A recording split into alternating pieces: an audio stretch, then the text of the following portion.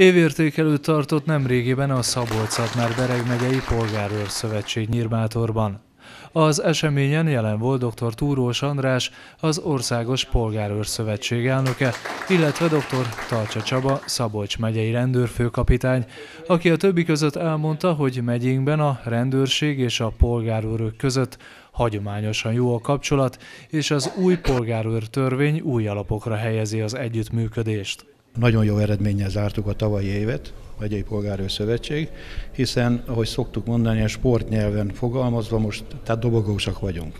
Tehát nem csak a harmadik, hanem első és a második helyezettek vagyunk szinte valamennyi, minden évben.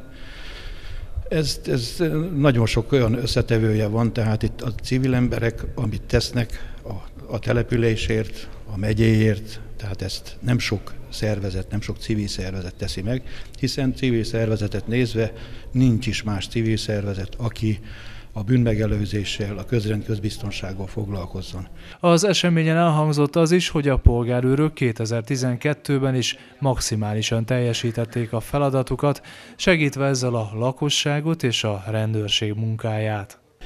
Ez leginkább abban nyilvánul meg, hogy több eszköze lesz a polgárőröknek a mindennapi szolgálatellátásban, és azt gondolom, hogy fel kell készíteni a polgárőreinket a következő évben az együtt dolgozásra.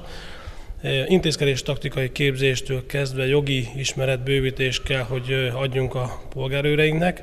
A tavalyi évben ez a több mint 6200 polgárőr, akikkel együtt dolgoztunk, nagyon szép eredményeket tudhatnak maguknak, hiszen több száz konkrét információt adtak át a rendőrségnek, adatokat, rendszámokat, konkrét jelzéseket, bűncselekmények szabálysértések elkövetésével kapcsolatban. Végső következtetésként elhangzott az is, hogy a jelenleginél még több támogatásra lenne szükség ahhoz, hogy a polgárőrség még jobb eredményeket érjen el a jövőben.